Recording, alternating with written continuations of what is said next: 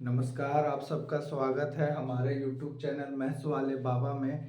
जैसा कि आप जान रहे हैं, हम लोग सीबीएसई के द्वारा जारी किया हुआ सैंपल पेपर को सॉल्व कर रहे हैं, जिसमें हम लोग section A objective, B 2 marks का और सी ऑप्शन और सी हम लोग देख चुके हैं। सेक्शन ए बी सी हम लोग कर चुके हैं। आज सेक्शन डी की बारी है। तो आइए हम लोग सेक्शन डी का सवाल करते हैं, जो 5 मार्क्स का आपका होगा एग्जाम में।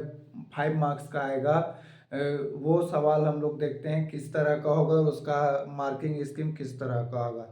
तो आइए, पहला सेक्शन डी 32 नंबर से शुरू हो जाएगा। इसमें दो ऑप्शन रहेंगे, ए और बी मिलेगा आपको। तो ए में देखते हैं आज क्या सवाल है और इसको कैसे बनाना है, देखते हैं। आइए, क्वेश्चन नंबर 32 का ए क्या कहता है। बोलता है solve following system of equations graphically. x plus 2y is equal to 3 2x minus 3y plus 8 is equal to 0। तो हम लोग जानते हैं, पहले भी हम लोग ऑब्जेक्टिव क्वेश्चंस में ये देख चुके हैं कि सिस्टम ऑफ इक्वेशंस क्या होता है। तो एक से ज़्यादा अगर इक्वेशन एक साथ दिया है तो वो हो जाता है सिस्टम ऑफ इक्वेशन। एक से ज़्यादा अगर एक साथ इक्वेशन दिया है तो वो हो जाता है सिस्टम ऑफ इक्वेशन। जैसे यहाँ आज दो इक्वेशन एक साथ हैं, तो यहाँ इसको क्या कहेंगे, सिस्टम ऑफ इक्वेशन।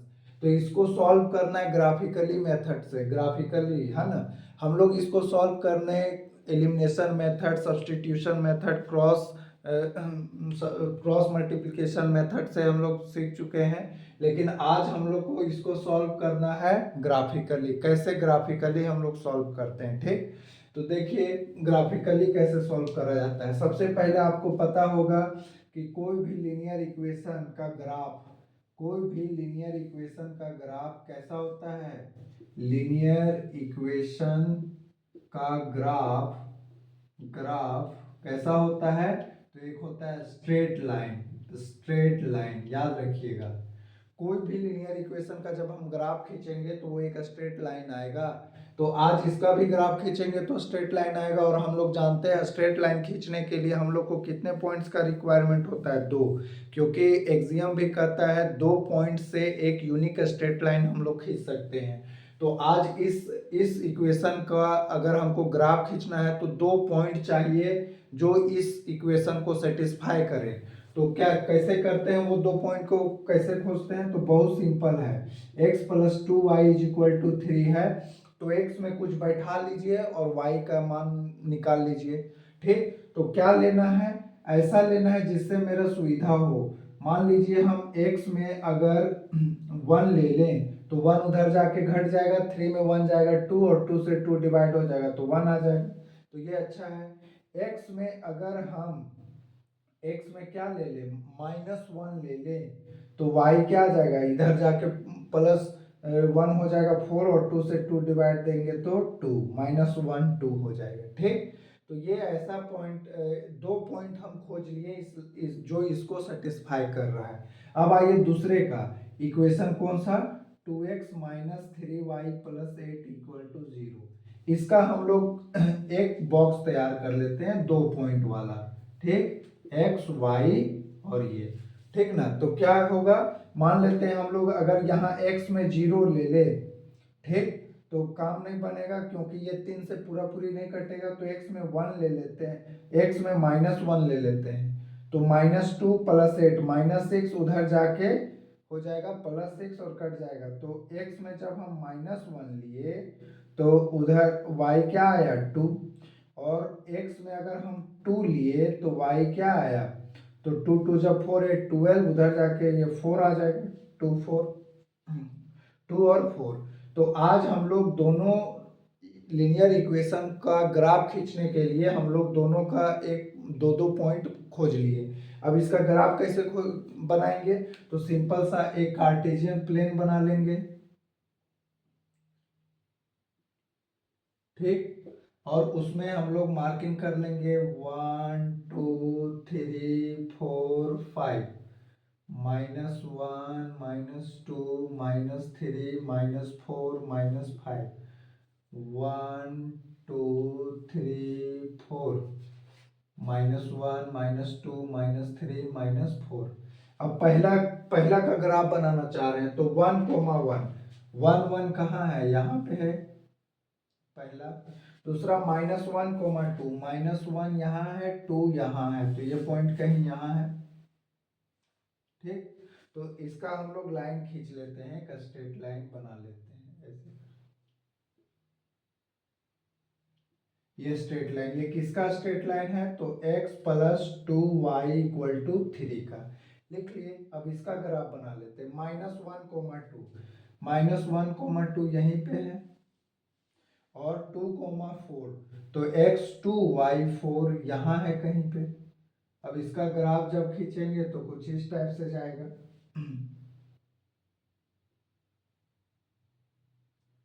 इस टाइप से जाएगा।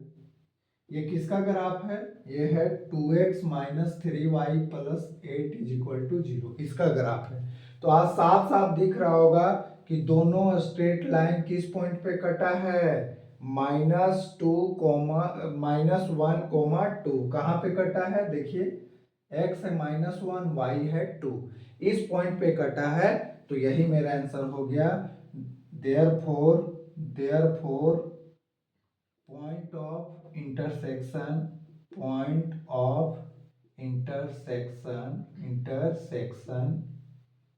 section is -1, 2 point of intersection है, इसलिए x = -1, y = 2 इज आंसर। यही मेरा आंसर हो गया। अब आइए देखते हैं इसका मार्किंग स्कीम कैसे होगा। तो सीबीएसई कहता है कि अगर आप पहला का ग्राफ सही सही बना लिए पॉइंट प्लॉट करके और इसका ग्राफ लाइन का, तो इस पे 2 मार्क्स मिलेंगे। और दूसरा का भी ग्राफ आप खींच लिए, इस पे भी 2 मार्क्स मिलेगा। और लास्ट में एक पॉइंट ये आंसर लिख लेते हैं, तो इस पे 1 मार्क्स छिपा हुआ था। तो टोटल 5 मार्क्स का था। कहाँ कहाँ पे छिपा हुआ था, पहला लाइन का ग्राफ खींचने में, दूसरे लाइन का ग्राफ खींचने में 2 मार्क्स, और लास्ट में आंसर लिखने में, पॉइंट ऑफ इंटरसेक्शन लिखने में 1 मार्क्स। तो इस तरह से इसका है। अब देखते हैं नेक्स्ट क्वेश्चन। तो नेक्स्ट 32 में ही एक ऑप्शन ज़्यादा रहेगा, आपको ए बी रहेगा, ए या बी दोनों में से जो अच्छे से आता है वो बनाना रहेगा। तो आज बी भी देखते हैं क्या कहता है। बी कहता है places A and B are 100 kilometre apart on a highway. एक हाईवे है जिसमें प्लेस ए और प्लेस बी मेरा 180 किलोमीटर के अंतर पे है। ये मान लीजिए ए है, ये बी है। कितना किलोमीटर अपार्ट है, 180 किलोमीटर अपार्ट है। ठीक, अब बोलता है वन कार स्टार्ट फ्रॉम ए, यहां से एक स्टार्ट हुआ, एक बी से स्टार्ट हुआ सेम टाइम पे। अगर वो लोग सेम डायरेक्शन में ट्रेवल कर रहे हैं तो 9 आवर्स में मिलते हैं।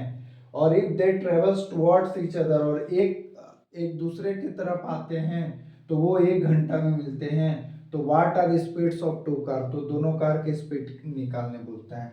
मान लेते हैं कि एट पॉइंट ए ए ए ए के पास क्या है, let speed of car be x km/h। मान लेते हैं जो कार ए पे शुरू हुआ है उसका स्पीड कितना है, x km/h। At point B let speed of car be y km/h। मान लिए कि वो y km/h पे है। बी से जो कार चल रही है उसका स्पीड है y km/h, और ए से जो चल रही है x km/h।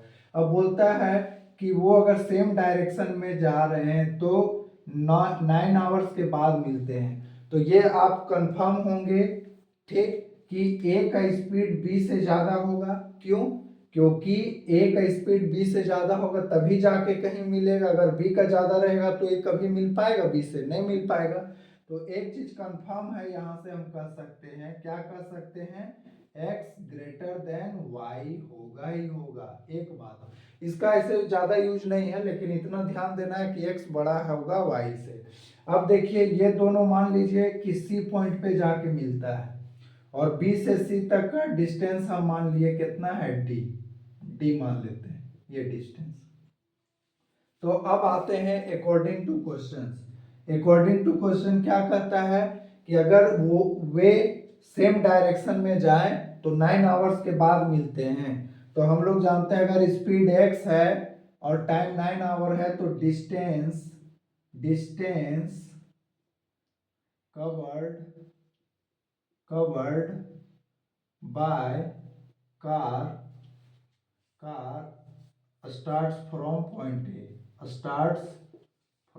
point A is equal to, मतलब बोल रहे हैं कि डिस्टेंस जो कार ए से शुरू हुआ है वो 9 घंटा में कितना डिस्टेंस कवर करेगा। तो डिस्टेंस इज इक्वल टू क्या होता है, distance is equal to speed into time. तो स्पीड है कार जो ए से स्टार्ट हुआ है उसका स्पीड है x और टाइम कितना ले रहा है 9, तो कितना हो गया 9x। और ध्यान दीजिए अगर ये C पे जाके मिल रहा है यानी C तक ट्रेवल कर रहा है, A से अगर जो कार स्टार्ट हो रहा है 9 आवर्स में हम कहाँ पे माने C तक चला गया, तो A से C तक जाने में कितना डिस्टेंस कवर किया बताइए, वो कवर किया 180 प्लस D, यहाँ 180 और ये distance D is equal to 9x, ये 1 मान लेते हैं। ठीक, अब दूसरा बात देखिए क्या बोलता है, और distance covered by car start from point B. अब बी से जो शुरू हुआ होगा वो कितना डिस्टेंस कवर किया होगा। ठीक, तो स्पीड है y और टाइम लिया है 9 आवर्स, तो 9y डिस्टेंस कवर किया है। और आप जान रहे हैं बी से जो शुरू हुआ होगा और सी तक गया है तो कितना डिस्टेंस कवर किया है d, तो डिस्टेंस में क्या लिख सकते हैं d is equal to 9y, ये इक्वेशन 2। अब 1 और 2 में से हम 1 में से 2 को घटा देंगे तो हमको क्या मिलेगा, डी कट जाएगा तो मिलेगा 180 is equal to 9x minus 9y। अब 9 कॉमन ले लेते हैं तो x माइनस वाई होगा और 9 से इसको डिवाइड दे देंगे तो हम पाएंगे एक equation x minus y is equal to 20, ये equation 1, x minus y is equal to 20। ठीक, घटा दिए ये इक्वेशन को घटा दिए तो 9x माइनस 9y। ठीक, 9 कॉमन ले लिए, 9 से काट दिए 20 बार में।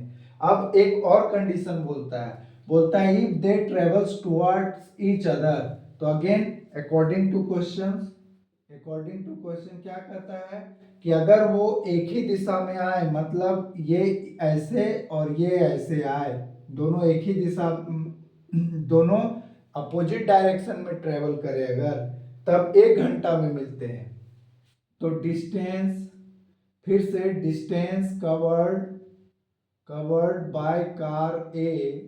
Bye car starts from A in 1 hour, कितना हो जाएगा x इंटू 1 यानी x, और कितना, एंड डिस्टेंस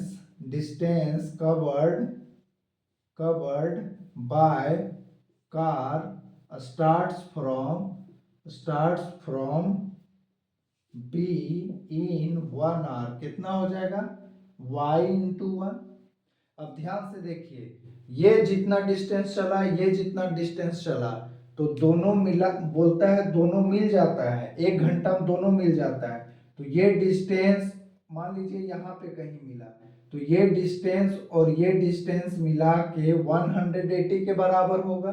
इसका मतलब x plus y is equal to 180, तो यहाँ से मिला x plus y is equal to 180, ये हो गया 1 2, इसको मान लीजिए 3 और ये मान लीजिए 4, ये मान लीजिए 4। तो साफ हम लोग इक्वेशन 3 और 4 को सॉल्व कर सकते हैं बाय एलिमिनेशन मेथड, और बहुत आसानी से x और y का वैल्यू निकाल सकते हैं। तो 3 है x minus y equal to 20, और तो हम लोग क्या किए 3 प्लस 4, इक्वेशन 3 और 4 को जोड़ दिए तो y से y कट गया, x हो गया 2x और 180 और 20 हो गया 200, तो x आ गया 100, x जब 100 रखेंगे तो y आ जाएगा 80, y आ गया 80। तो दोनों कार का स्पीड कितना निकल गया, एक का निकला 100 किलोमीटर पर आवर और दूसरा का निकला 80 किलोमीटर पर आवर। अब समझिएगा इसका मार्किंग स्कीम कैसे करता है सीबीएसई। बोलता है कि अगर आप इस इक्वेशन थर्ड तक पहुंच गए तो यहाँ पे आपको 2 मार्क्स मिल जाएगा। अगर आप इक्वेशन 4 पहुंच गए तो 2 मार्क्स मिल जाएगा और दोनों को सॉल्व कर लिए तो 1 मार्क्स मिलेगा। मतलब आपको मेन इक्वेशन दोनों निकाल लेने से 4 नंबर हो जाएगा। मात्र दोनों इक्वेशन खोज लेने से 4 नंबर हो जाएगा और उसको सॉल्व करने के लिए मात्र 1 नंबर मिला है। तो ध्यान से देखिएगा, इक्वेशन खोज निकालना उतना ही इंपॉर्टेंट है। ठीक, तो आइए अब नेक्स्ट सवाल देखते हैं 33 नंबर। तो 33 नंबर सवाल आपके बोर्ड पर लिखा हुआ है, आइए देखते हैं क्या कहता है। बोलता है prove that lengths of tangent drawn from an external point to a circle are equal. ये चैप्टर 10 का सवाल है और बहुत इजी है। थ्योरम एक्चुअली में ये 10.2 है। चैप्टर 10 में जो थ्योरम पढ़े हैं 10.2 वही ये है। और कहता है कि एक्सटर्नल पॉइंट से अगर हम टेंजेंट कितना डाल सकते हैं, 2, वो दोनों का लेंथ बराबर होगा, ये आज प्रूव करना है। और उसका यूज करके हमको बीसी का लेंथ निकालना है। हमको उसका यूज करके किसका लेंथ निकालना है, बीसी का लेंथ निकालना है। तो देखिए कितना आसान है ये। सबसे पहले कोई एक सर्कल ले लेते हैं और उसके एक्सटर्नल पॉइंट से कितने टेंजेंट्स ड्रॉ करे जा सकते हैं, दो टेंजेंट ड्रॉ कर ली। ठीक, इसका नाम हम ले लिए पी ए बी। ठीक, अब हम लोग जानते हैं कि इसको सेंटर से जब हम लोग मिलाएंगे, हम लोग जानते हैं सेंटर से अगर हम लोग पॉइंट ऑफ कांटेक्ट में मिलाते हैं तो कितना डिग्री का एंगल फॉर्म होता है, 90 डिग्री। ठीक, सेंटर से अगर किसी भी टेंजेंट के पॉइंट और सर्कल के पॉइंट ऑफ कांटेक्ट पर जो हम लोग लाइन मिलाते हैं उसके बीच कितना बनता है, 90 डिग्री। मतलब टेंजेंट एंड रेडियस के बीच कितना एंगल फॉर्म होता है, 90 डिग्री। ये कौन सा थ्योरम है, 10.1 थ्योरम है, याद रखिएगा। अब आज हमको प्रूव करना है P A is equal to P B. तो कुछ नहीं करिए, इसको यहाँ से ज्वाइन कर दीजिए। सेंटर का नाम ओ ले लिए। अब ध्यान से देखिएगा, ये ट्रायंगल में कौन कौन ट्रायंगल, एक triangle A O P and triangle B O P. एक को ये ट्रायंगल, एक ये ट्रायंगल में क्या हमको पता चला है, ध्यान से देखिएगा। Angle A is equal to angle B is equal to 90 degree, ये पता चला है। और उसके बाद OP is equal to OP क्या है, कॉमन। और उसके बाद ये भी पता चला OA is equal to OB क्या है, radius. OA is equal to OB, क्यों, ये दोनों क्या है, रेडियस। तो ध्यान से देखिए कौन से कॉन्ग्रुएंसी से, अगर एक 90 डिग्री और 90 डिग्री के सामने वाला हाइपोटेन्यूस होता है तो एक 90 डिग्री हाइपोटेन्यूस दोनों का इक्वल और दोनों का रेडियस इक्वल, तो हम लोग क्या कहेंगे, कौन सा कॉन्ग्रुएंसी से, RHS। Therefore by RHS congruency से कौन कौन triangle AOP congruent to triangle BOP। जैसे ये दोनों कॉन्ग्रुएंट हुआ तो CPCT से सब चीज बराबर होने लगेगा।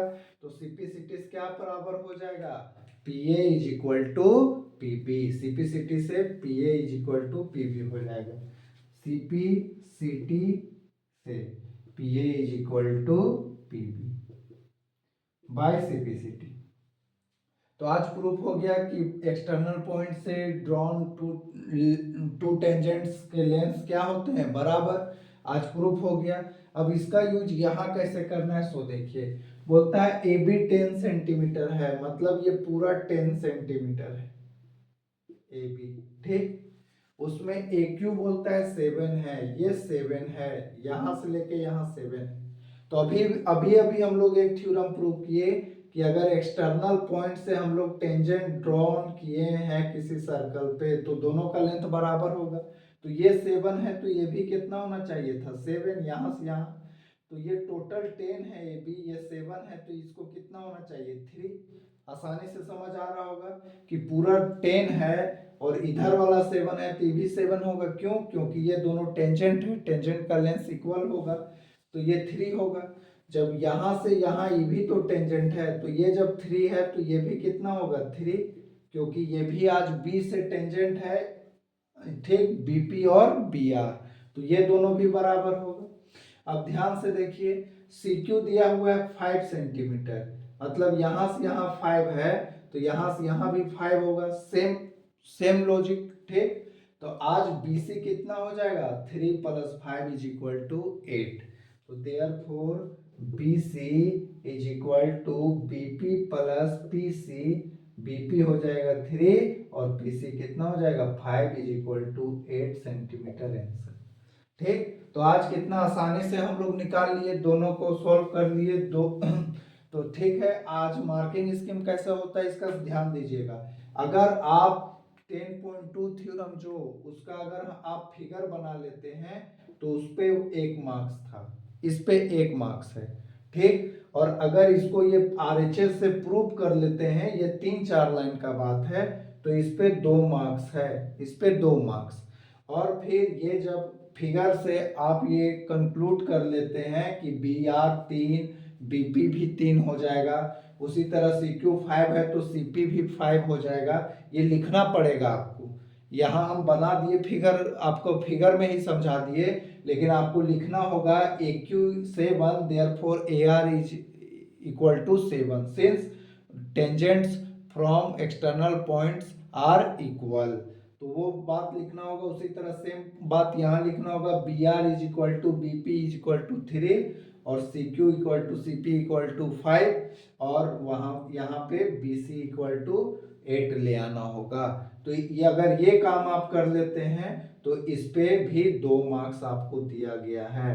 तो 1 नंबर फिगर का, 2 नंबर प्रूफ का और 2 नंबर इसके प्रूफ का। तो अब आइए नेक्स्ट सवाल देखते हैं। तो आज 34 नंबर सवाल आपके बोर्ड पर लिखा हुआ है, आइए देखते हैं क्या कहता है। बोलता है boy whose eye level is 1.35 metre from the ground spot a balloon moving with the wind in a horizontal line at the same height from the ground. बोलता है एक बच्चे का आई लेवल का हाइट कितना है 1.35, तो मान लेते हैं ये है बच्चे का आई लेवल, ये है कितना 1.35 मीटर, ठीक। अब क्या बोलता है एक बलून को देख रहा है, मान लीजिए ये है बलून, इसको देख रहा है, ठीक, इसको देख रहा है, तो किसी इंस्टेंट पे इसका एंगल ऑफ एलिवेशन कितना था 60 डिग्री, एंगल ऑफ एलिवेशन कितना था 60 डिग्री। तो आप जानते हैं एंगल ऑफ एलिवेशन क्या होता है, जब किसी ऑब्जेक्ट को नीचे से ऊपर देखते हैं तो वो एंगल ऑफ एलिवेशन होता है, तो 60 डिग्री है। अब बोलता है कुछ देर बाद, कितना सेकंड बाद 12 सेकंड बाद क्या होता है, वो 30 डिग्री का एंगल ऑफ एलिवेशन हो जाता है, मतलब 12 सेकंड बाद ये बलून उड़कर हॉरिजॉन्टल कुछ दूर आ गया, यहाँ पे आ गया, ठीक। और कितना हो जा रहा है इसका 60 से कितना हो जा रहा है 30 डिग्री, 60 से हो जा रहा है 30 डिग्री, ठीक, 30 डिग्री हो जा रहा है। तो बोलता है if the speed of wind is 3 metre per second, अगर हवा का स्पीड 3 मीटर पर सेकेंड है और जहां पहले बलून था उसको इस तक यहाँ तक पहुंचने में 12 सेकेंड लगे हैं, तो आपको बोलता है हाइट बताना है बलून का फ्रॉम द ग्राउंड, ग्राउंड से हाइट बताना है, ये नीचे से हाइट बताना है। तो चलिए आज इसका फिगर तैयार हो गया, क्वेश्चन के अनुसार हम लोग क्या तैयार कर दिए फिगर, ठीक। अब हम लोग इसका नाम दे देते हैं, हम लोग नाम देते हैं इसको A B C D E F G H. तो ध्यान से देखिए, ध्यान से देखेंगे हम लोग, जितना ए एफ है उतना ही सी एच होगा, तो सी एच भी 1.35 मीटर होगा, ठीक। उतना ही बीजी भी होगा 1.35 मीटर, क्योंकि आई लेवल का एक हॉरिजॉन्टल इसको हम लोग खींचे हैं तो दोनों बराबर होगा। या हम कर सकते हैं ए सी एच एफ एक रेक्टेंगल बनाएगा, ठीक। तो इसीलिए ये तीनों डिस्टेंस सेम होगा। अब ध्यान से देखिए, यहाँ से यहाँ तक आने में इसको 12 सेकंड लगे हैं, ठीक। तो BC कितना हो जाएगा, तो देखिए विंड का स्पीड है 3 मीटर पर सेकेंड, मतलब 1 सेकंड में 3 मीटर चलेगा। तो 12 सेकंड में कितना चलेगा, 36 मीटर। मतलब BC डिस्टेंस कितना होगा, 36 मीटर होगा, ठीक। और क्या हम इंफॉर्मेशन निकाल सकते हैं, तो अब जितना इंफॉर्मेशन निकालना था हम लोग निकाल चुके हैं। तो सबसे पहले आइए सॉल्यूशन में क्या लिखेंगे, BC is equal to 12 into 3 metre is equal to 36 metre. होगा कि नहीं, BC होगा। क्यों, क्योंकि विंड का स्पीड कितना है 3 मीटर पर सेकेंड, तो 12 सेकेंड में कितना डिस्टेंस कवर करेगा, टाइम इंटू स्पीड, तो 36, ठीक। अकॉर्डिंग टू क्वेश्चन ये है। अब हम क्या करते हैं, फ्रॉम फिगर से हम लोग क्या कर सकते हैं बताइए, कौन से ट्रायंगल में एक बार ये वाला और एक बार ये वाला, एक बार छोटा ट्रायंगल एक बार बड़ा वाला ट्रायंगल में, तो इन ट्रायंगल कौन सा ABE, इसमें क्या होगा tan 60 degree is equal to perpendicular upon base. tan theta का फॉर्मूला क्या होता है, परपेंडिकुलर अपॉन बेस। तो EB अपॉन AB हमको EB भी नहीं पता, AB भी नहीं पता, छोड़ देंगे। लेकिन tan 60 का मान पता है √3 EB अपॉन AB, ठीक। तो यहाँ से हमको पता चला √3 AB is equal to EB। ये इक्वेशन 1 मान लेते हैं। अब बड़ा वाला ट्रायंगल में लीजिए, कौन सा ट्रायंगल, ACD में। तो अब आइए इन ट्रायंगल ACD में हमको क्या पता चला, tan 30 degree is equal to क्या, परपेंडिकुलर अपॉन बेस। तो परपेंडिकुलर कौन हो गया, DC, और बेस कौन हो गया, AC, बेस हो गया AC। अब DC तो हमको दिया नहीं है, DC को DC ही छोड़ दिए। लेकिन ये AC जो इतना बड़ा है, आज दो का सम में लिखा सकता है, AB प्लस BC। और आप जानते ही हैं AB हमको नहीं पता, लेकिन BC हम अभी अभी निकाले हैं कितना, 36। तो यहाँ रख दिए 36। और tan 30 डिग्री का वैल्यू कितना होता है, 1/√3 is equal to DC upon AB plus 36। Cross multiply कर दीजिए तो कितना आ जाएगा, this implies AB plus 36 is equal to √3 DC। अब ध्यान दीजिएगा, क्या DC और EB बराबर है, ये इक्वेशन 2। क्या DC और EB बराबर है, साफ साफ दिख रहा है दोनों बराबर होगा, ठीक। तो फ्रॉम 1 एंड 2 हम क्या कर सकते हैं, EB के जगह क्या रख सकते हैं, √3 DC। EB के जगह क्या लिख सकते हैं, √3 DC, ठीक। या हम इसको ऐसे कर लेते हैं, देखिएगा, फ्रॉम 1 एंड 2 हम कह सकते हैं, इसको यहाँ नीचे ले आइए, ठीक। या इसको EB लिख लीजिए, DC को क्या लिख लीजिए, EB, √3 EB। सिंस लिख दीजिए, सिंस, क्यों ऐसा लिखे, since EB is equal to DC। आज EB और DC बराबर है, इसीलिए DC के जगह क्या लिख दिए, √3 रह गया, DC के जगह खाली EB लिख दिए। अब ध्यान दीजिएगा, EB के जगह क्या लिखा जा सकता है, √3 AB। EB के जगह क्या लिख सकते हैं, √3 AB। तो यहाँ पुट कर दीजिए, फ्रॉम 1 एंड 2 हम कह सकते हैं AB plus 36 is equal to √3 और √3 AB। क्यों, क्योंकि EB के जगह कितना रख दिए, √3 AB। तो कुल मिला के हो गया A B plus 36 equal to 3AB।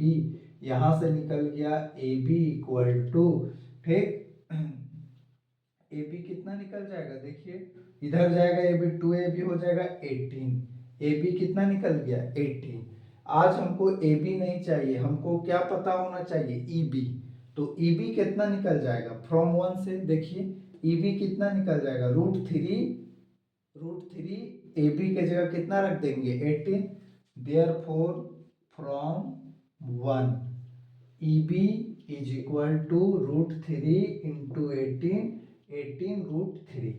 अब ध्यान से देखिए √3 का वैल्यू यूज करने बोला है 1.73, तो हम यहाँ रख दिए 1.73, ठीक। तो इसको मल्टीप्लाई करेंगे तो आ जाएगा 18 3 जा 44, 54 18 1, और ये होगा 31.14। कितना मल्टीप्लाई करने पे आएगा 31.14। तो ये इसका डिस्टेंस निकला ईबी का, लेकिन आपको बोला है बलून का हाइट निकालना है ग्राउंड से, एकदम नीचे से। तो देखिए ये वाला डिस्टेंस है 31.14 और बीजी कितना है 1.35। तो ये दोनों को जोड़ देंगे तो ग्राउंड से डिस्टेंस पता चल जाएगा बलून का। तो ठीक है, फाइनल वाला लाइन यहाँ लिख रहे हैं, therefore distance height of balloon from ground is equal to क्या चीज EB प्लस BG, ठीक। और EB कितना होगा, तो EB अभी निकाले 31.14 और BG कितना है 1.35, जोड़ दीजिए 9 4 32, इतना मीटर 32.49 मीटर डिस्टेंस होगा बलून का ग्राउंड से। तो आइए देखते हैं इसमें मार्किंग स्कीम कैसे हुआ है। ध्यान से देखिएगा, अगर आप ये फिगर बना लेते हैं तो उस पे 1 मार्क्स है, फिगर पे 1 मार्क्स है, 1 मार्क है, ठीक। अगर आप फिगर सही ड्रॉ करते हैं 1 मार्क मिलेगा। अगर आप इक्वेशन 1 लिख लेते हैं तो 1 मार्क मिलेगा, ठीक। उसके बाद इक्वेशन 2 अगर आप लिख लेते हैं, ये इक्वेशन 2 यहाँ पे 2 आते हैं, ठीक ना। अगर ये इक्वेशन 2 लिख लेते हैं तो यहाँ पे भी 1 मार्क्स मिलेगा, 1 मार्क मिलेगा।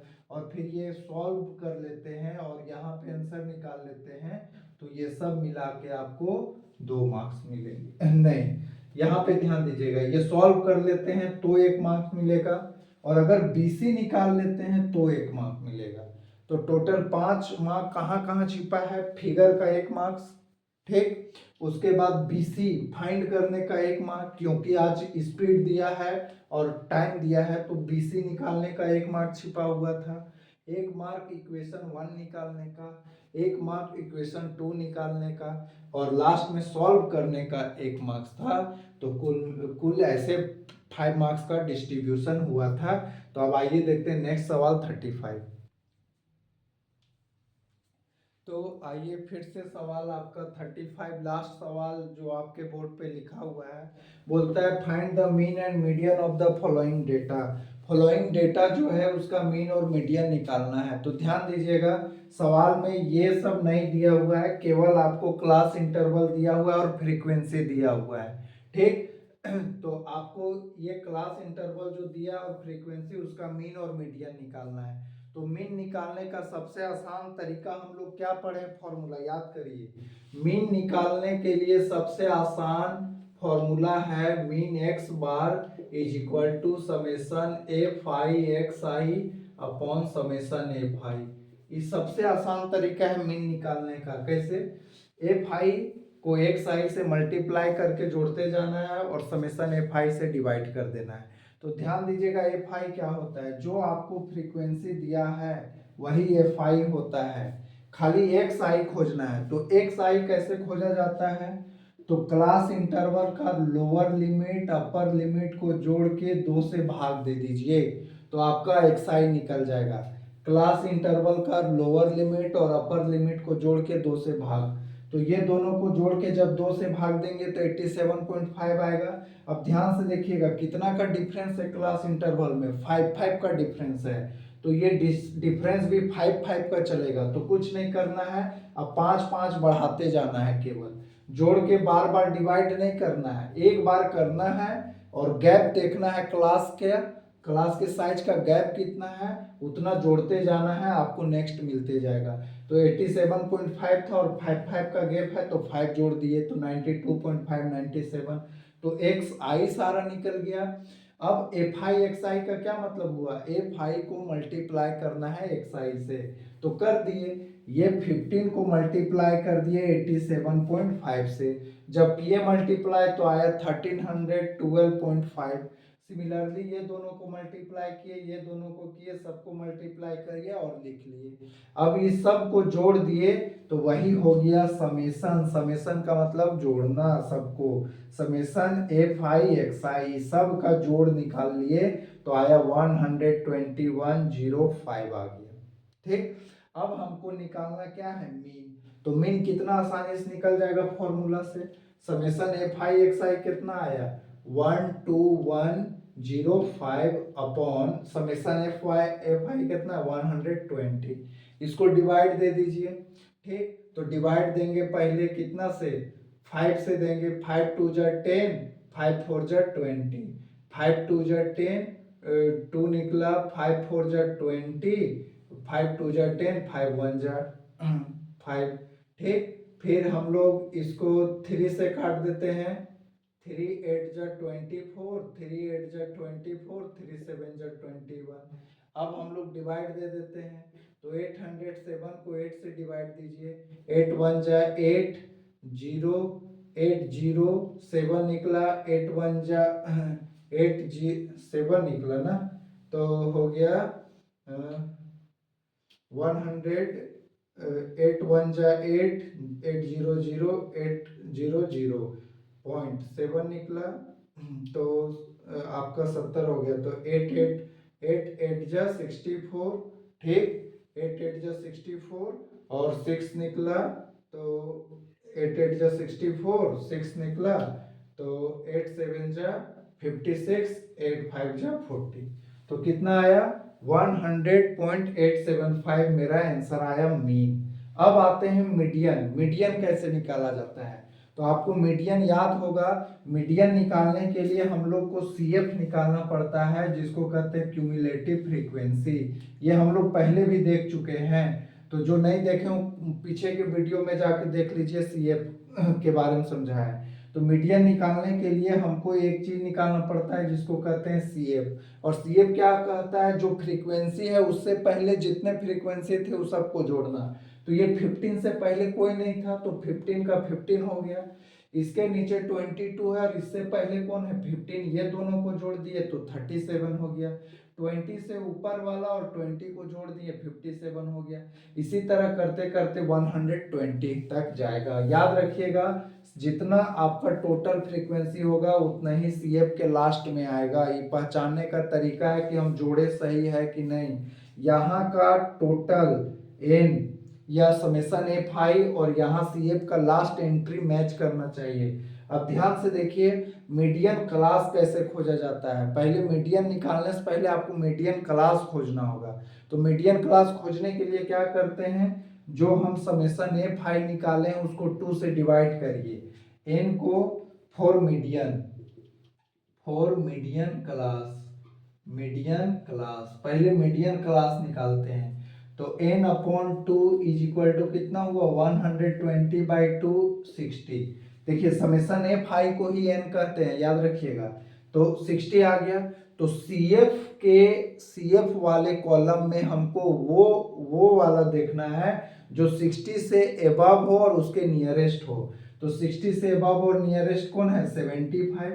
तो यही वाला लाइन हमको देगा मेरा मीडियन क्लास, याद रखिएगा। तो मीडियन क्लास कौन हो गया 100 से 105। मीडियन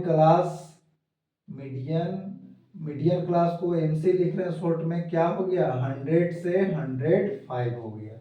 ठीक, अब हमको मीडियन क्लास पता चल गया, तो उसी का फ्रीक्वेंसी को कहते हैं एफ। उसी के फ्रीक्वेंसी को क्या कहते हैं एफ से डिनोट करते हैं, याद रखिएगा। ठीक, और इससे जस्ट पहले वाला को हम लोग कहते हैं CF। क्या कहते हैं?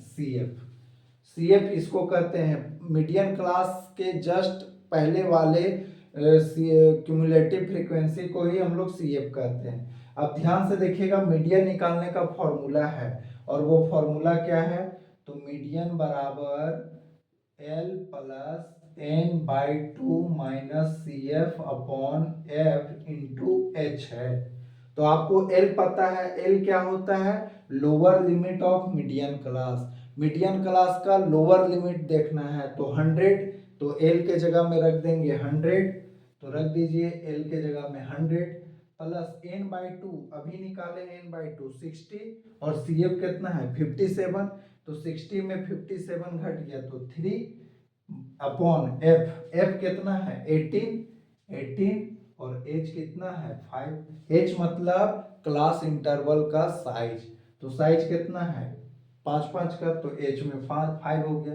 3 से दे दिए, 3 6 18, 6 से 50 को डिवाइड दे दिए तो हो गया 6, 0 जा 0, 6 8 जा 45, 2 निकला 6, 3 जा 18, 3 6 जा 18 एंड डॉट डॉट डॉट। तो इसको जोड़ देंगे तो 100.83 मेरा अप्रोक्स आंसर आ जाएगा। तो मीडियन मेरा निकल गया आज 100.83 अप्रोक्स आ गया।